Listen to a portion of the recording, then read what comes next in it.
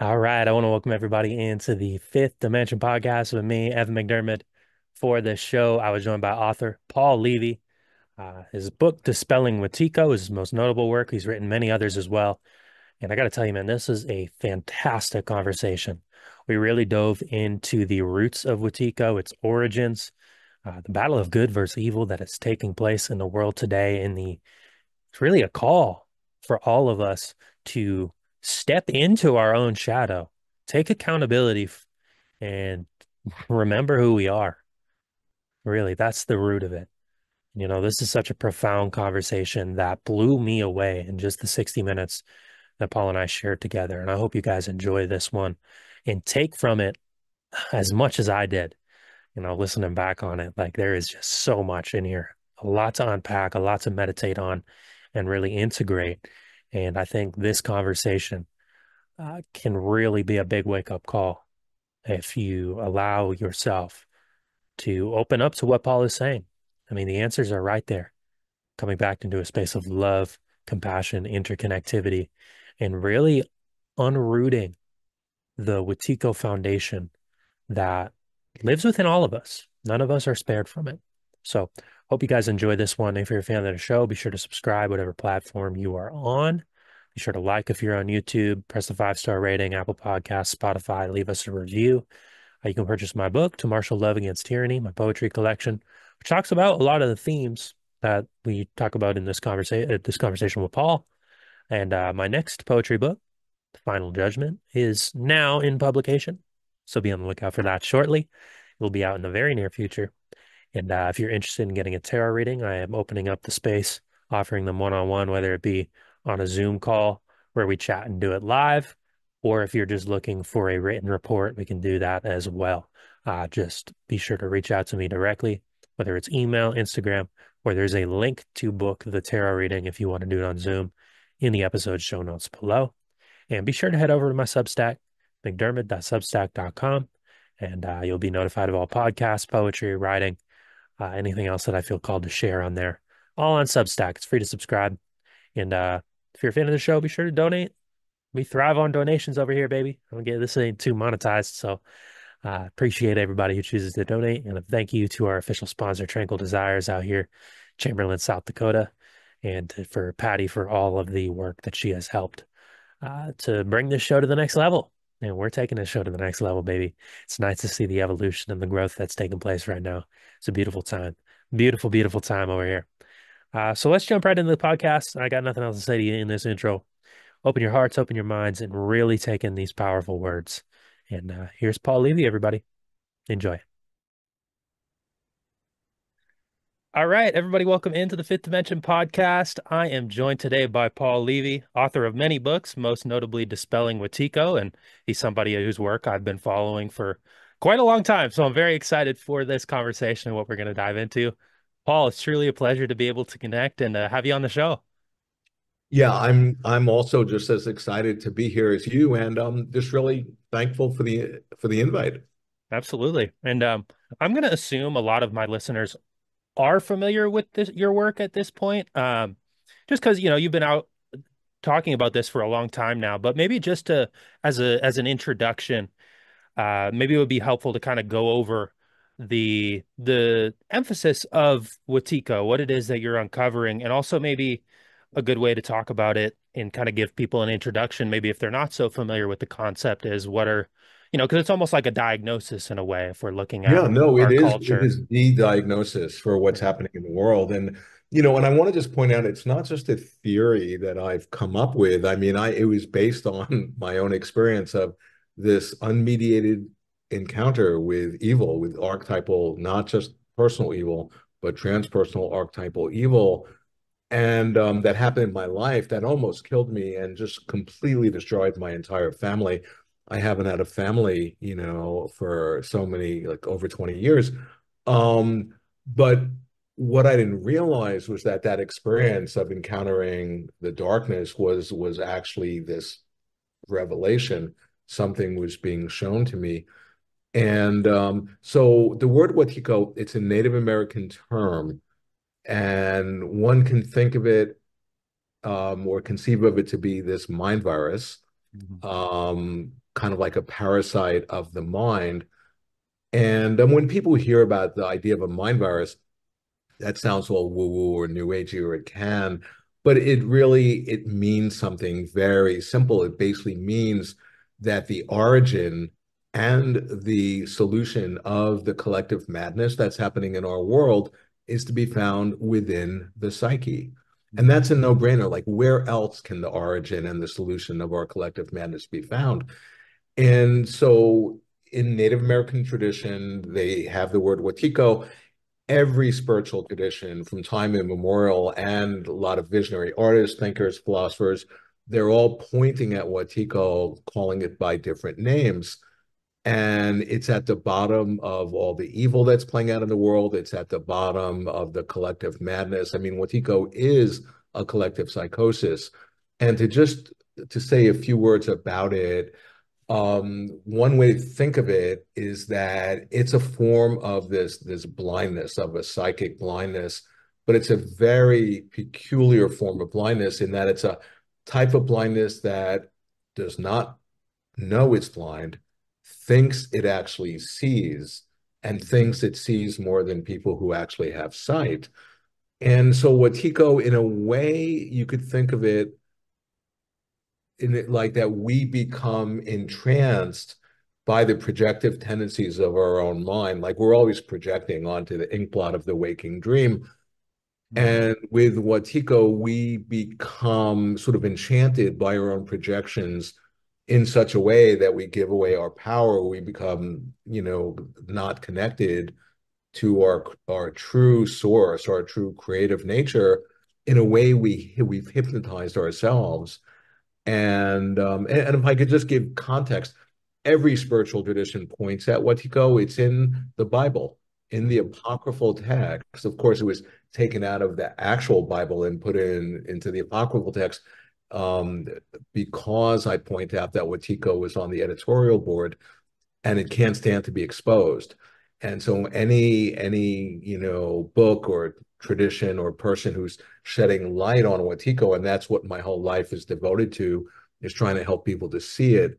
Because when you see Wetiko, you take away its power. It has no power at all, but it tricks you into giving your power away to it.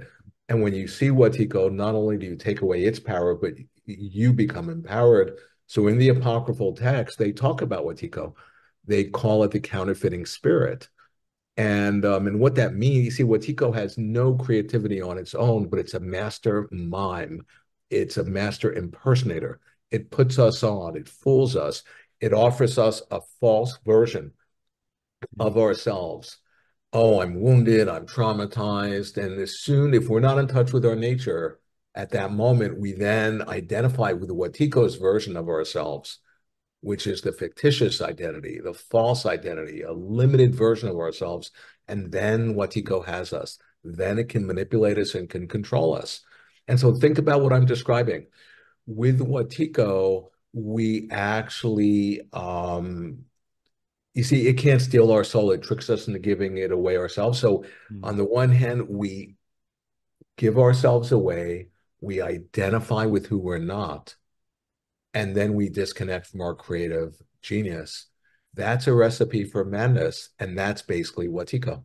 and that's a beautiful description of it. With it being able to be traced back as far as the Bible, we're talking thousands of years. What do you feel it is the narrative, and particularly in today's society, that is fueling Wetiko? And is this something that is Yeah, yeah, just part of human nature? With if we're able to trace it back this far, is this something that is just so deeply yeah, yeah, ingrained yeah. within us that maybe Yeah. Well, I point out that Wetiko, it's a quantum phenomena. Like, I've written a whole book on quantum physics, and actually the new version is coming out soon. And by quantum phenomena, what I mean is that just like in physics, they were trying to understand what is the nature of light, and they discovered that, oh, it's a function, how it manifests as a wave or a particle, which are completely contradictory opposites.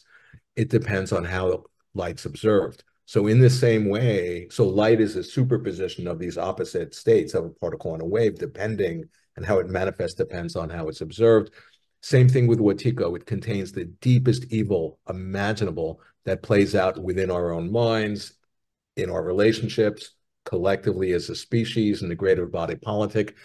And holographically encoded within Wetiko is also this incredible blessing that not only does it contain its own vaccine and its own cure, but it actually is catalyzing us to evolve and to awaken. Well, how is it going to manifest? Is it going to take us down and destroy us, or is it going to wake us up? It depends if we recognize what it's revealing to us. Wetiko, it's a living revelation, but it's a revelation through the dark. Instead of God coming down from heaven in light 2,000 years ago, for example, no, what I'm pointing out, and I'm just a translator. This isn't anything that I'm, discovering. No, this has been discovered century after century. I'm just translating it into a modern Western idiom that something really profound is being revealed to us through the evil of Wetiko. And then the question, in my mind at least, comes, well, what is the origin of Wetiko? And I've written about this in my books. I have 3 books on Wetiko, and I point out, well, was there some sort of collective trauma that happened to our species? Were there like negative ETs that, changed our DNA? And I'm open to every and any theory, but I point out 2 things. I point out, well, that Wetiko, we actually are participating in its conjuration. We are creating it and participating in its co-creation in this and each and every moment. So it's not just something that happened in the past. It's happening right now, and we're colluding with it. So on the one hand, trying to shed light on that is like incredibly important. And it's funny, there was a second thing I was going to say that just vaporized it'll come back, but that's Wetiko, how it, it doesn't like to be exposed, you know. Mm, right. And Yeah. Yeah, the second thing is this. I just remembered that in my new book on Wetiko, the current one, I point out I'm convinced the origin of Wetiko is unhealed ancestral trauma, mm, you mm, know, and to the extent that our parents or their parents or the great grandparents haven't integrated and healed their trauma because we're a species in trauma, then you're fated to just unconsciously, compulsively act it out. And as if giving a transmission, you just enact your unhealed trauma on the next of kin. And that just gets passed down through the multiple generations, through the ancestry, until we are now the current lineage holders. And if we have enough courage, to do our own inner work and to integrate and heal that, then, and I don't understand this, but I intuitively know it to be true, that heals the ancestors both way back in the past who've already passed, and even the future ancestors who haven't been born. And that's our position right now, to do right. that work. Definitely. And that feels like the most important work that I do on a daily basis. I'm sure you could attest to that as well. Yeah, And I yeah, for think that's what sure. healing is all about. I mean, when you look at the bigger picture, what might some of those like symptoms and manifestations look like for people with Wetiko just in their day-to-day lives, right? I mean, because this is a big concept and it's something that I think we can all find within ourselves. I'm no exception Yeah, to it. You're no exception yeah, to it. yeah, yeah, for What, sure. if somebody feels a little, I don't want to say blindsided by the topic, but we all have blind spots. We all have areas where we don't even consciously recognize our participation in unconscious trauma, in the things that are passed down to us, and we play them out.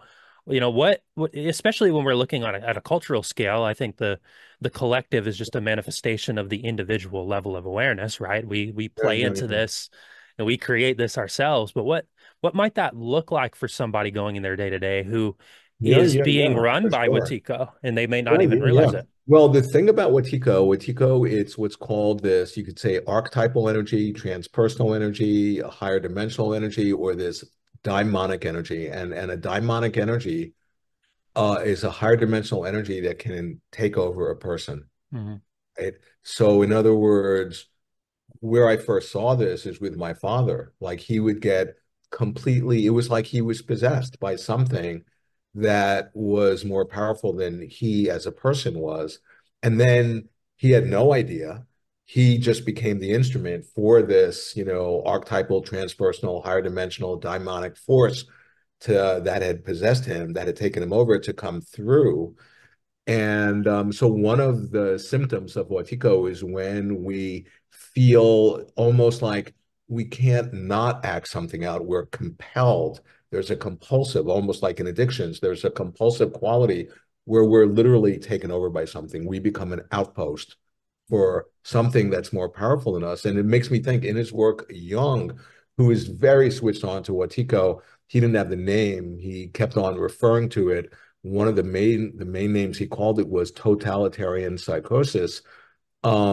He points out that our species, that the human species is possessed, and we are in desperate need of an exorcism. So that would be one example. But other, characteristics of Wetiko is that when somebody's taken over by Wetiko, of course, we can't see our blind spots, like you were, pointing out, is that we accuse other people of doing of what we are unconsciously doing, Mm-hmm. or we have a particular conscious intention, and our actions and behaviors creates the very opposite of what we actually want. That's an example of Wetiko. Or all of a sudden, you have this, you're friends or you're with your wife or husband, and all of a sudden something gets in the middle of your relational field, and all of a sudden you misunderstand each other, or there's separation, or you feel hurt or whatever. And one way to think about that is, yeah, that the Wetiko entity or seeming entity, because it's not really an entity, that it actually has gotten into the relationship channel, because one of the main ways Wetiko covertly operates is in relationships, where people who love each other, who are friends, and that love, that's kryptonite to Wetiko. So it'll do everything it can, or in a group, in a family system, somebody will be scapegoated, or somebody will be projected on, or somebody will be otherized, or however you would call it. And then there's like fractures, or people don't talk to each other. And Wetiko behind the scene is getting fed off of that. It's engorging itself. And another thing about Wetiko that I think is really important, in essence, a way to understand Wetiko is that it's a misidentification of who we think we are. So when we identify with the separate self, if I think, oh, I exist as a reference point in third dimensional space and time, i.e., an ego, oh, if I'm a separate self, then you're an other. And if you're an other, there is fear. Fear is the superfood for Wetiko. Now, if I identify with a separate self, something else is happening simultaneous. I'm then imagining that the world exists separate from me, that the world exists objectively separate from me as a subject. Now, those are two imaginations that are not true. Like quantum, that's why my quantum physics book, I point out that quantum physics is offering us the medicine for Wetiko. That quantum physics, just in essence, I'll just give a quick thumbnail sketch of what quantum physics is about. Before quantum physics came on the scene, physicists thought this universe existed objectively, and they were just passively studying it. Then quantum physics came into the world and into our minds a century or so ago, and they empirically proved again and again, that, oh, the idea of an objective world is just that, an idea which has no correlate in reality, that this universe does not exist objectively. Another way of saying that is that the act of observing the universe actually influences the universe observed, that the observer is the observed. Another way of describing that is to say quantum physics has discovered that we are having a collective dream, that this isn't in a metaphoric way like a dream. No, this is a dream that all of us are dreaming up, and Wetiko is a dreamed up phenomena. So here's what all this means, that if I then become entranced thinking this universe exists objectively, right? Simultaneously, I'm dreaming myself up to be a subject that's in relation to the world as object. But if I take in the revelations of quantum physics that have proven, no, there's nothing objective at all separate from awareness. You never are aware of anything. You can never experience anything separate from awareness being part of the equation. When you recognize there is nothing objective, that the universe isn't objective, what happened to the subject? What happened to you? Okay, because you can only be a subject in relation to an object. If the universe doesn't exist objectively, what happened to you as a subject? That's why I'm pointing out in my work that quantum physics has promoted itself to be a spiritual path. It's shedding light on who we are. So the idea is that our imagination, our false imagination of existing as an ego, and our false imagination of conceiving the world exists objectively, reciprocally reinforce and co-arise. Okay, and that's the illusion. David Bohm calls that the illusion generating illusion. That's the primary illusion. When you see through that and you see through the illusion of existing as a separate self, as existing according to the way Wetiko wants you to think, the false identity, then all of a sudden, what do you recognize? You recognize, wait a second, I'm interconnected, I'm interdependent with the whole universe, with all other beings. And what does that mean? The expression of that energetically is love, is compassion. And that's the antidote to Wetiko. Absolutely. And it feels like we're at a spot where we need a new dream that is rooted in love, that is rooted in compassion. Completely. Because that's really the only solution that I see to any of the chaos and madness taking place. And Right. Paul, the issue and challenge that I see is that it seems to me like our political systems, our ways of operating, all of these methods that we have become so accustomed to with consumerism, materialism, all the different mindsets that we've come to define reality by, they're all rooted in this Wetiko dream that we've created, right? So, I mean, if Yeah. we're going to uproot the Wetiko dream, in a lot of ways, it feels like we're going to uproot the foundation of society. And for that, for a lot of people, that's very scary, right? I mean, it, Right. what do you think about what the world looks like in and how it sort of plays out when we start unpacking with Tico? No, Does this mean yeah. we have to go through more chaos, more of a dark night of the soul in confronting the way we're organizing ourselves, confronting the systems that are fueled on Wetiko? Like, does that create more chaos before we step into this place that is more rooted in Yeah. love and Well, compassion? it's interesting because in alchemy they talk about, like the most important thing is finding what's called the prima materia, the raw, the material out of which you make the gold, Hmm. and it's described as chaos, as the raw chaos. And so we're in a very dangerous time in that, we're approaching, or we're already in World War III in a way, but we're approaching going nuclear. And it's like, I mean, it's insane. The collective madness that, we're swimming in is just over the top. And the structures that we've inherited, that we've created and inherited from our ancestors are in a way keeping the whole Wetiko informed system in place. And it's very much like, I think about your question makes me think about when the quantum physicists, when they discovered the quantum and they began to have the realization of the dreamlike nature, but they had no context for it. They, the typical corporate academically trained physicist, wasn't prepared for what they had tapped into when they had discovered that the world that they had imagined existed, i.e., the physical world, actually didn't exist. So the world they were studying actually didn't have any independent intrinsic existence. And the way they described it was like the rug got pulled out from under them and there was no place to stand. And in a way, that I think speaks to all of our situation.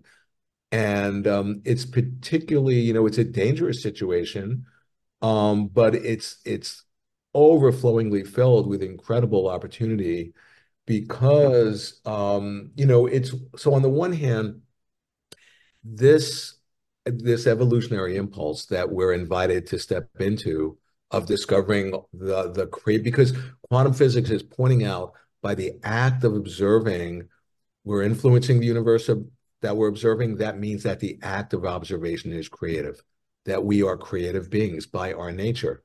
And the way we interpret the waking ink blot, the meaning we place on it, is actually having an instantaneous effect on our experience, you know? Mm, And so when you have the realization of that, it's like beginning to tap into our creative genius and our creative agency and our creative power.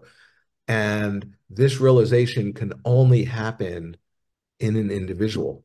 It's not something that we create a new law to make this happen collectively. No, it only can happen in one particular individual at any given moment.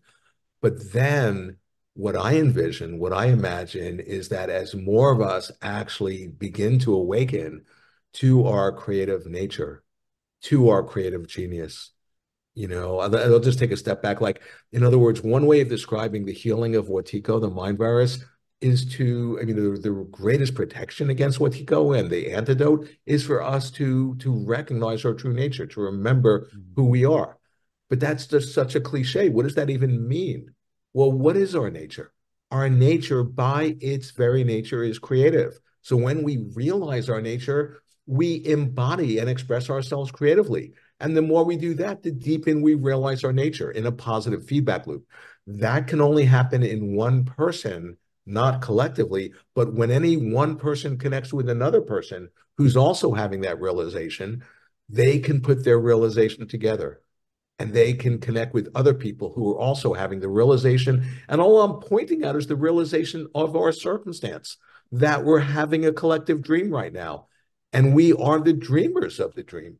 Okay. When you actually hang out and connect with other people who are realizing, whether you call it their Buddha nature, their Christ nature, their true nature, their perfect nature, million different names, which is pointing out that it's a miracle quality when you connect with other people. This is the real mystical body of Christ. This is the Sangha of the Buddha.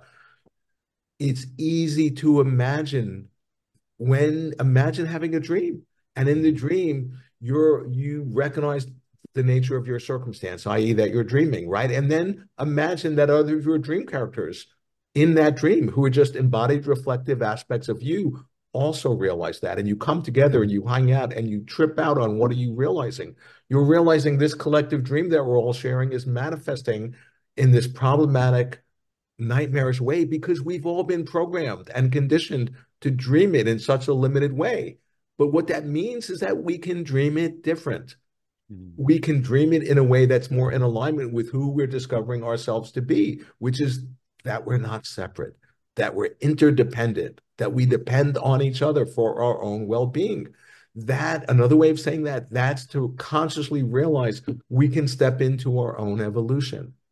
That's what this is all about. I'm describing a night dream. That's exactly our situation in our waking dream. absolutely. And it feels like a lot of the uh, indigenous cultures and prior mystical traditions of old, they had this realization. And, I think there was a time where we walked this earth with the understanding, with the Right. knowing that this was the reality of who we are. And I think remembering who we are, I like the phrase remember who we are instead of finding ourselves or the need to discover the self, because and realistically, we don't need to take in more to actually have this realization.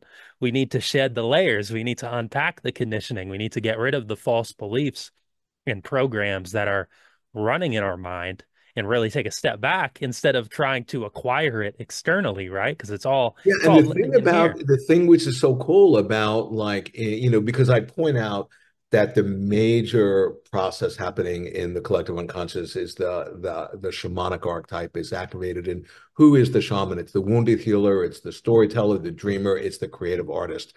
And the shamanic archetype, and we are all being called to be shamans. And it gets activated, that archetype, by being traumatized. So then we get traumatized. It's overwhelming. We can't integrate it. We can't symbolize it in the normal way. So we split, we dissociate. That constellates the shamanic archetype, where at a certain point, the would-be shaman goes in search of the parts of them that have split, that are frozen back in the amber of time because of the trauma. And what do? They retrieve their soul. They remember. They put their members back together. And remembering it's the opposite of forgetting, of having amnesia. It's called anamnesia, which is an unforgetting. And it's not necessarily like a remembering of something that happened historically in time. It's a remembering of something timeless. It's a remembering of actually who we are.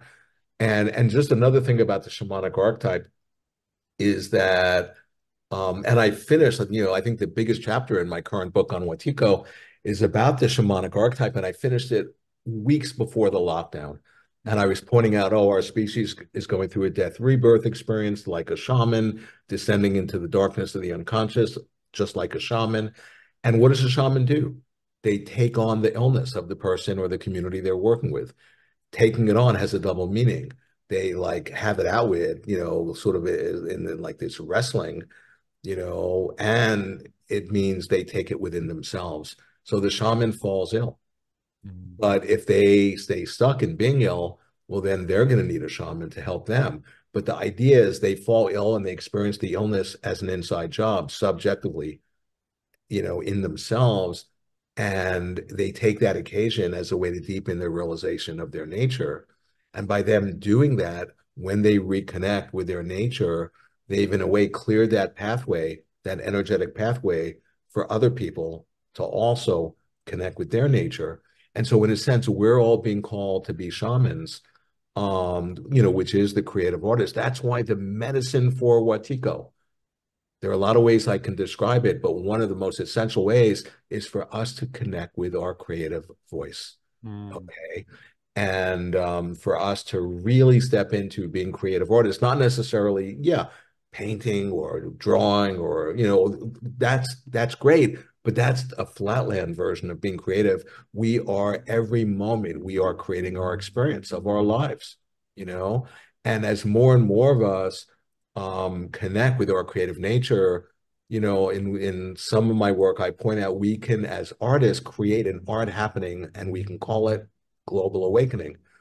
And there's free membership, there's full benefits for all. But basically, it's about people who are awakening to who we are and who we are in relation to each other and to the universe. We can come together and we can, in a real way, dream a different dream. And that's not new age woo woo. That's actually, what this is all about. Definitely. And I think it to me it feels like an inevitability based on the types of conversations that I'm seeing taking place. And, if you just go out into the community, for example, I don't feel people are nearly as divided as, let's say, the media will portray, right? People generally want to offer helping hands, right? People generally, when you ask the right questions or engage in a heartfelt way, people are open to new information. It's oftentimes only when if I'm going out and I'm trying to force an opinion down somebody's throat, that's when I'm, that's when I'm going to see some pushback, right? But I think people are very open to this type of new Well, way.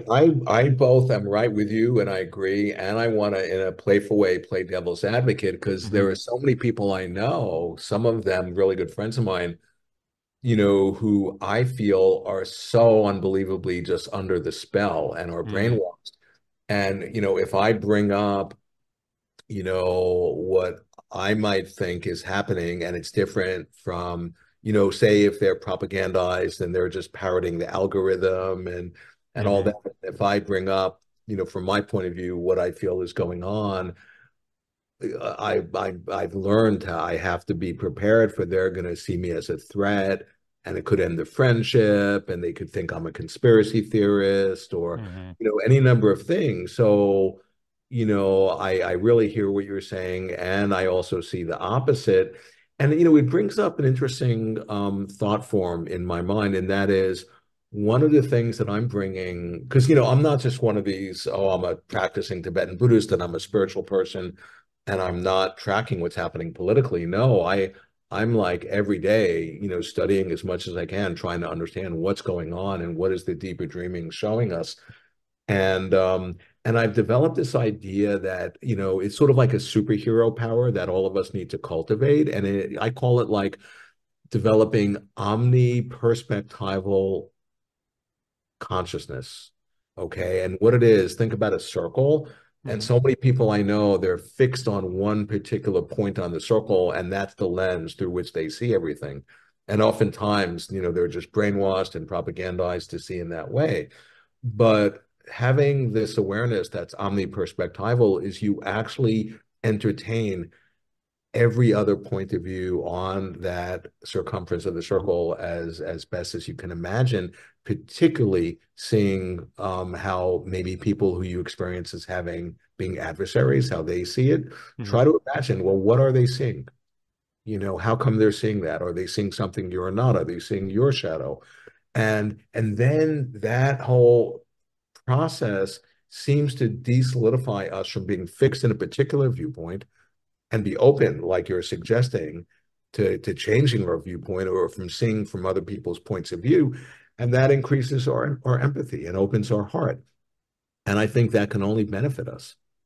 Definitely. I mean, what would you say have you found are ways to when somebody is, because I've encountered the same thing where it's like no matter what you say or somebody's very fixated in their lens, fixated in their view, and it's difficult to break past a lens when somebody can't see outside of it, right? Then it doesn't comprehend on their view.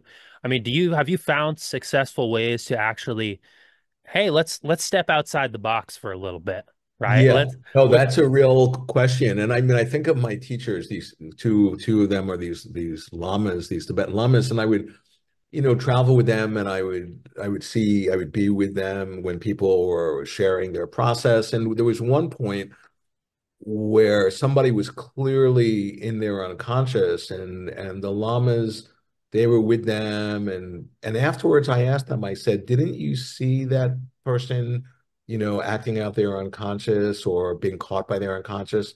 And the lama said, oh, absolutely, yes, we definitely saw that. And I said, well, how come you didn't say anything? Well, why didn't you reflect it back? And they said, oh, it wouldn't have been skillful. They wouldn't, in other words, they wouldn't be able to take it in. It wouldn't have been of benefit. So on the one hand, this process, which is such a important process in this day and age that we're contemplating, it's incredibly important to have like the skillful means.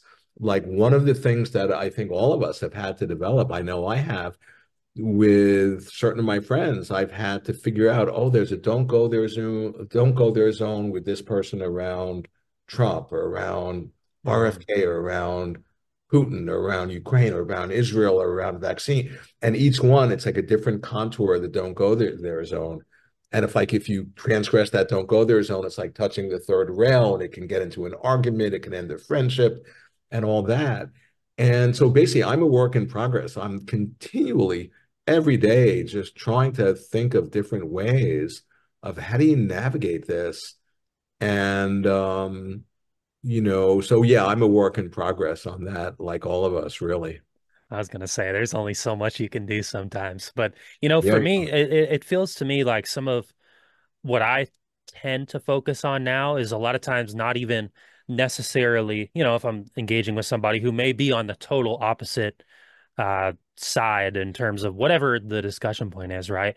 It's like trying to find those, all right, where is the truth for both of us? Where do we find that middle point? And a lot of times I found success in bringing it back to like ancient traditional stories or myths or talking about sort of deeper spiritual truths, right? Because I'm big focus in spirituality and some of these larger concepts. But again, like you, I want to stay informed of what's going on in the world, but having an opinion on the world at large it can be polarizing. So it's like coming back to some of our mystical roots, I think people can begin to find some common ground in is what I found Yeah. because there's a lot of people in, let's say, the spiritual community who hold a totally different viewpoint than me, than let's say on medical freedom or, the state of the potential world war, right? There's a lot of polarizing political debates, but the spirituality and the foundational roots, those we tend to draw from the same source, Yeah, you it's know? an interesting thing you bring up because, yeah, I mean, I'm a deeply spiritual person. I do spiritual practice every day for hours, and yet I know spiritual institutions or people in town or, out of town who absolutely, I mean, it has to do with because I'm talking about evil. Mm-hmm. That certain spiritual people, as soon as you talk about evil, they're like, no, no, no, I don't want to go there. I don't want to talk about it. Mm-hmm. And, and their whole point of view is, oh, if we give it any energy, we're feeding it. And yeah, there's some truth to that. If you become overly fascinated with evil, yeah, you're feeding it. But, and I don't even point out to them because they're not open. But the idea that if we're being like an ostrich and avoiding evil, are we're avoiding relationship with what it's touching in ourselves. And by turning a blind eye, because remember, Wetiko is a form of blindness, by avoiding, here evil is like a major player on the world stage and avoiding even looking at it or dealing with it, we're unwittingly offering ourselves into its hands. And so what I point out in my work is that, well, okay, what you don't want to do is become overly fascinated with evil, then you're feeding it. You also don't want to just completely turn a blind eye towards evil because then you're feeding it. Well, but then there's a third option. And the third option is to see Wetiko, to see evil, to see how it plays itself out non-locally through. You see, the thing about Wetiko, it's such an amazing energy because it's an inner disease of the soul that has a magical ability to somehow extend itself out in the world and synchronistically configure events in the world to reveal itself, to express itself. Now, just think about that. It's an inner energy that exists in us that expresses itself outwardly. Mm-hmm. That's a description of a dream, where the inner is the outer. When you're in a dream, the dreamscape isn't something out there separate. No, it's a reflection of your own psyche. Okay. So the idea is when you see how Wetiko works, how it informs and gives shape to the outside world. Like if I joke with my friends, if I had a marketing department about my work, they couldn't do a better job than what's happening on the world stage right now, like publicizing my work. Here it is. What's playing out, the madness, the evil is like, is exactly what I've been writing about for decades.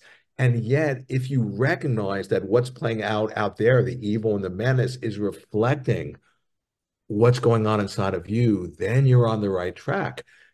So when you see how the evil plays out in the world and how it's playing out inside your own mind via your unconscious reactions to what's playing out in the world, then you're seeing Wetiko, which is what my whole work is about. Then when you see it, you don't have to become fascinated. You can just say, oh, I see you. And now I want to invest my attention, being a sovereign being. I get to choose how I invest my attention on creating the world I want to live in. That's kryptonite to Wetiko. Absolutely. Well, and what I definitely resonate with that. And I hear a lot nowadays too, a lot of people bring up the idea of good versus evil and kind of put it into a warfare context. Do would, does this, for me, I don't necessarily know if the job is to fight evil per se, right? But I mean, do you resonate with that idea in a modern sense to where it is a spiritual warfare in that way? Is No. Wetiko Yeah. and evil something that we should view as something we need to Yeah. conquest against? Yeah, well, the thing is, I want to point out, as soon as you start to fight evil, you've already lost because you're playing its game, Mm, of polarizing and fighting. And then I think about the Kabbalah, in one of my books, I have a big chapter on the Kabbalah. It was right after I finished writing Dispelling Wetiko.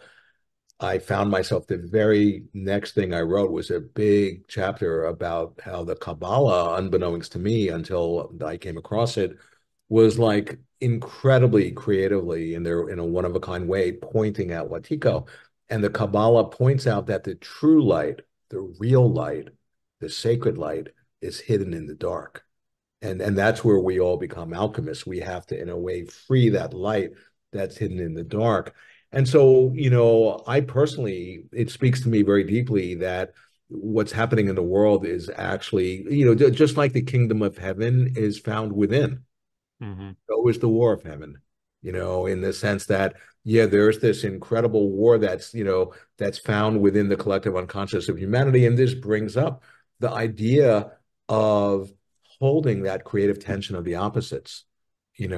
instead of just like, oh, it can be agonizing and painful. Instead of just preemptively, oh, let me identify with one of the opposites and project out the other, well, then by doing that, you're feeding Wetiko. But if you hold both of those opposites together, and any creative artist knows this, that creative tension, if you hold it in a certain way, something that you as a conscious ego, that you weren't able to create actually comes through. In his work, Jung calls it the transcendent function, the reconciling symbol.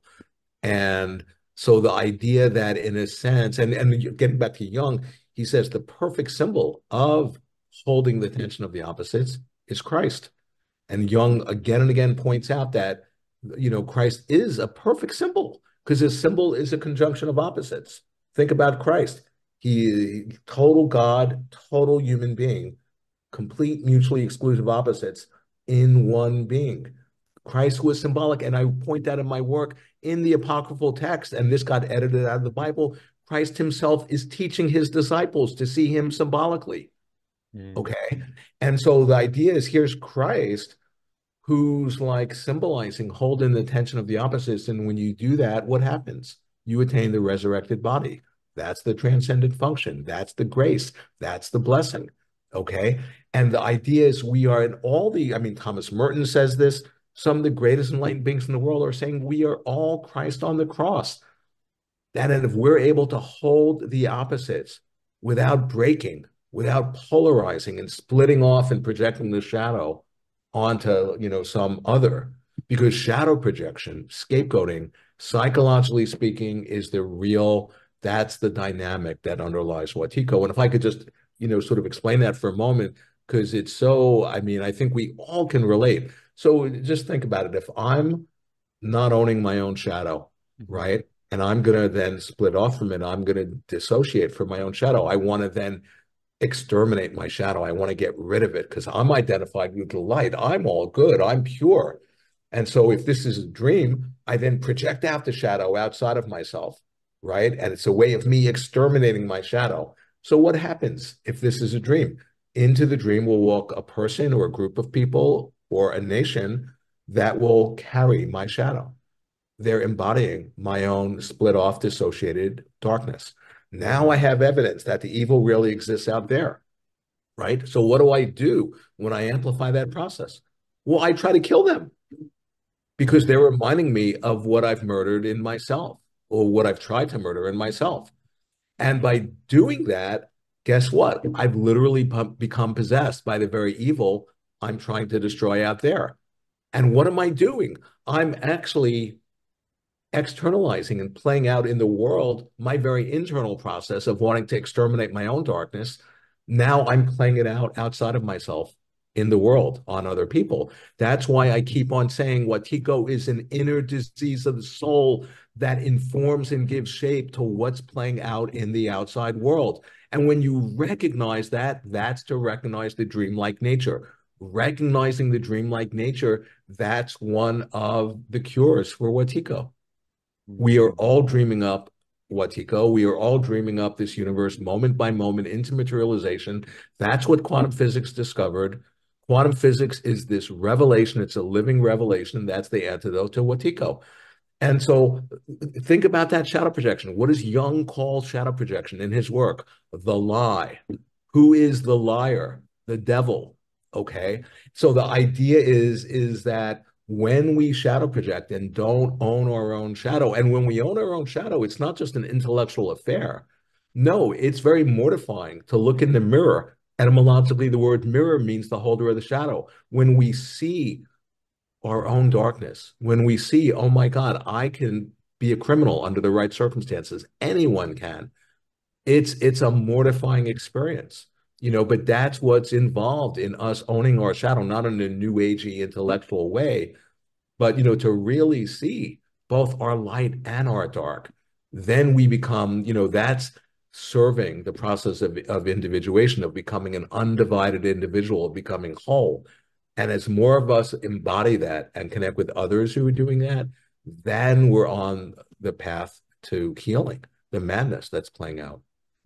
Absolutely. And you couldn't have articulated that any better, and it really resonates. It's almost, to me, it's like a big wake up call to accountability for ourselves to even ask and say, okay, where is it that I am projecting the idea of evil, right? And if we've done enough work and we sat with ourselves and placed ourselves in the shoes of evil, then the what we label as evil holds a bit more credence, right? And we can actually begin to recognize what is a true manifestation of Wetiko. But if we just kind of go through life unconsciously calling and placing evil, or this is evil, but really we haven't sat and done that work. I mean, that's a big man, a big wake up call. So this is exactly those type of qualities I see in this person that I call evil.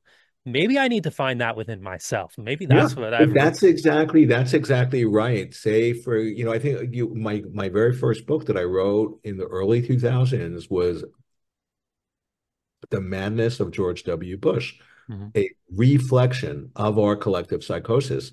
And in essence, what I was pointing out is that we dreamed up the figure of George W. Bush to embody our own madness, our own ignorance. And if you see him as mad and evil or ignorant, and you react thinking he's separate from you, then you're feeding Wetiko. But if you see him as embodying all of those negative qualities and recognize you're looking in a mirror, he's reflecting your own darkness, your own ignorance, your own madness, then you're on the road to awakening. Mhm. Now, one of the things in his work, Jung talks about, it's incredibly important to develop, and these are Jung's words, an imagination for evil. Okay. Because he says if we're just a normal, healthy person, we can't even imagine what somebody who's taken over by Wetiko and unwittingly is serving the dark, we can't even imagine what they might do. And then by us not even having an imagination for evil, we disable our own capacity to deal with evil. Okay. And what Jung says is the best way to deal with the evil in the world, with the darkness in the world, is to become conscious of the darkness in oneself. Okay. And so it's interesting how I'm just like bringing up, in my work, the profound importance of us shedding light on evil. Think about what Jung says. We don't become enlightened by just imagining figures of light. No, we become enlightened by making the darkness conscious. Okay. And that's all of our role and the darkness in ourselves, you know. And then, then we can really be of benefit to the world. But if we're reacting to the darkness out there, thinking it's separate from us, well, then we're part of it. Then we're just feeding the darkness. Absolutely. And that's resonates with me because I write a lot of poetry, for example, and I find a lot of my poetry the themes of it tend to be around the darkness I see taking place, but putting myself in the shoes of, maybe I'm the darkness, or this is how I respond to it, right? And just seeing it play out, different stories, right? And I feel like we're all in a way I really resonate with the idea that we're all on a hero's journey in a sense, what Joseph Campbell laid out. Yeah, yeah. And, we're in the belly of the beast right now. And, we, whether we all know it or not, I think we've all kind of left the comforts of home in a way. And it's at the point where we need to confront the darkness head on because it feels to me like we're almost I've noticed in my own poetry recently, I tend to focus a lot on the idea of like a final judgment or a judgment day, right? And I don't think there's going to be a day where God descends from the heavens and you know own it all right now, and this is the final moment. But I think we're at a period of where we're all kind of need to be in our own personal judgment day and take accountability for the darkness that lives within. Because if we don't do it now, we're not going to get that opportunity to do it because it's going to consume us. We're going to be totally consumed by it, right? And Yeah, yeah, yeah. Well, what you're saying, I mean, it's so right on, and it makes me think, like how I came to my work. Like Mhm. I was just, a happy, healthy, normal kid, going to college I don't need to go into the story, but my father got taken over by Wetiko. I didn't have any reference point for it, and he would literally become possessed and acted out on me. I was the only child, and and like I was saying, it completely destroyed my entire family. And it could have, just screwed me up big time. And but over the decades, the pain was so overwhelming that I had no choice but to go inwards and deal with it and shed light on that darkness. And in a way, that's what empowered me or authorized me, to write my books, because my three books on Wetiko, are all about evil, but Mhm. it's pointing out that encoded in the darkness, is this higher dimensional light. And this isn't just some sort of theory, this is something, we're all in a way. There's a beautiful quote of Jung. He talks about we're all in the soup together. And he goes, and this is paraphrasing, he goes, and we then are going to commit, sort of collective, sort of this genocide or suicide, unless we go through a symbolic death. And that's a paraphrase, but that's pretty close to what he said. And the idea of a symbolic death is, yeah, to the extent that we identify with Watiko's version of ourselves, that we're just these, separate selves who are, separate from other separate selves. I mean, that's what quantum physics discovered. There's no separate things interacting. No, it's one seamlessly interconnected quantum field. There's no things. There's no separate things. There's no separation anywhere. That's the realization, that can save us. And that's the symbolic death that Jung was pointing at. And it's incredibly helpful when you connect with other people who are in the process of deepening that realization, because it's not a competitive sport. But if we're not separate, if I help you, guess what? I get as much benefit as you do. It's stepping out of the whole paradigm of separation, you know, and in a way of talking about the spell that our species has fallen under. The prevailing sort of dogma in modern day culture is scientific materialism, is thinking that the fundamental stuff is physical. And here's where quantum physics once again comes in. Because quantum physics was trying to find what are the building blocks of this physical universe? What is the microstructure? And they didn't find anything that had anything to do with matter. They found mind, they found consciousness. Okay. And they term these elementary particles are quantum entities. They had a lot of different names for them, but the nature of these elementary particles was they existed in every and any potential state they ever could until the moment of observation, and then they actualize into one particular manifestation. All the other possibilities vaporize into parallel worlds, and then the next moment, the same thing. In other words, we are dreaming up this universe moment by moment. Now, what this means is profound, because quantum physics has then shown that, well, if one of those possible states of that quantum entity is, to quote a quantum physicist, highly ridiculously improbable, it could still manifest in this very moment.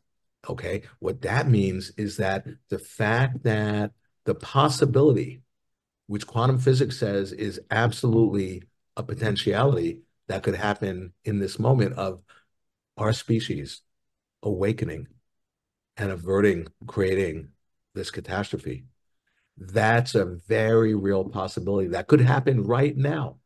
Maybe even if one of our listeners actually, you know, has the recognition of the dreamlike nature, sees their shadow, sees Wetiko, the way that Jung says it. If you have a glass of water and you dissolve crystal like sugar crystals, each crystal will just dissolve, and then you reach the saturation point.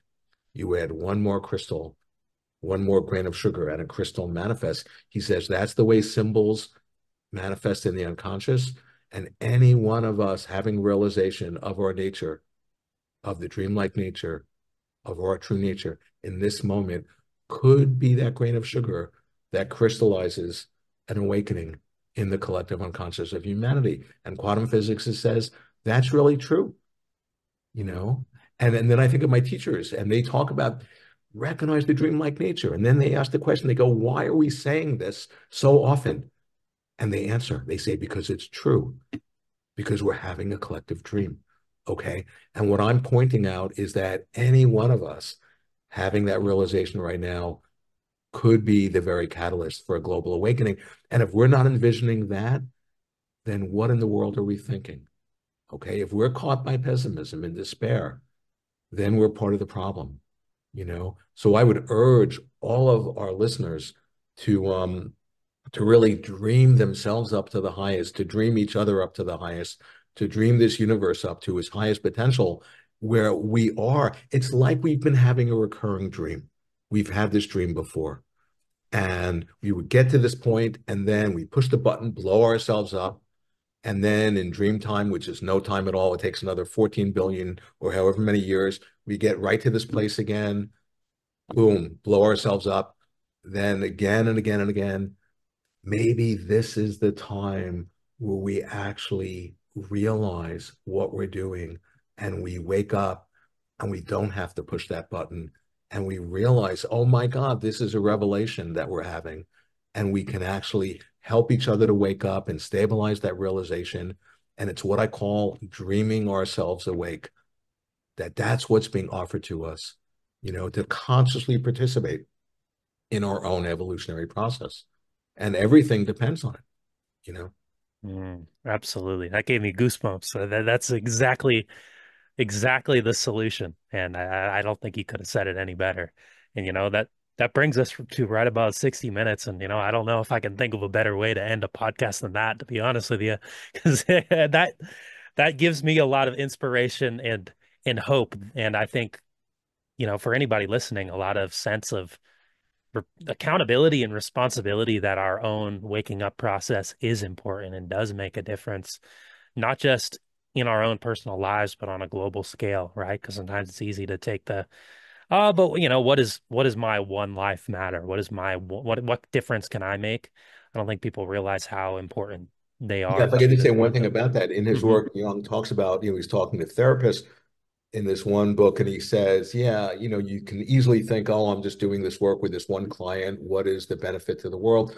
But he goes, you helping that one client might be, and this is a quote, the make weight that tips the scales in all of humanity. It's that same idea. It's the 100th monkey phenomena. And I didn't realize, I mean, I studied Jung a lot for 40 years. And more and more, I'm understanding, wow, he was really switched on to that. Even one person having realization could change everything. And that's Yeah, incredibly inspiring. absolutely. Makes me feel empowered. And hopefully it does the same thing for the listeners. So, Paul, do you have any I would say projects you have coming up that you want to share, or where people can find your work, and just Yeah, what yeah, for sure. Thank you. where you'd send the listeners and what you got coming for Yeah, the rest of the year? yeah. So if people, the way I would say it, if you want to awaken in the dream, go to awaken, AWAKEN, in the dream.com. That's my website. There's a ton of articles. It's all for free. Interviews just like this are up there. It's not monetized. There's no paywall because I want to get this stuff out because it's medicine. And yeah, people can buy books or buy a session or whatever, but all the rest of it's free. And then I actually, my teachers, these great lamas, just came out with a book about the Tibetan Book of the Dead, and I was honored to to be asked to write the forward. So that's coming out, and that's the forward's on my website. You can read it.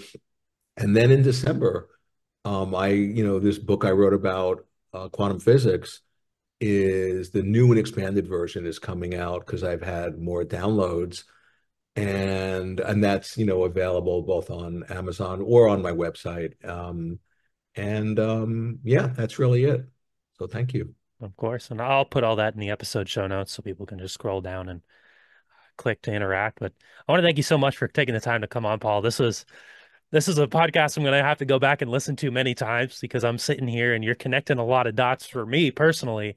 Just hearing you talk about this and getting to, have a conversation on it's been a profound conversation. And I greatly appreciate you and the work you're doing because I think it makes a tremendous impact on really getting to the root of what we're dealing with on a collective level. And that work in itself it's priceless. It really makes a difference. So I can't Well, thank you enough for yeah. coming on. Yeah, and really just thank you for the invite. Really can't thank you enough. So thank you. Special thank you to Paul for coming on the show. Head on over to awakeninthedream.com, purchase his books, interact with them there. And I'm telling you, this so much to unpack from this. You might need to go back and listen a second time, a third time. Uh, Something new to gain from it every time listening. So really hope you guys enjoyed this one. Be sure to subscribe if you're a fan of the show. Purchase my poetry book to Marshal, Levy Against Tyranny. Head on over to my Substack, mcdermott.substack.com. You can also book a tarot reading with me, all by donation. And thank you to our official sponsor, Tranquil Desires, out here in Chamberlain, South Dakota. It's going to wrap up this episode. Be sure to subscribe because we got more great interviews coming your way in the very near future. And I'll see you all next time. So long.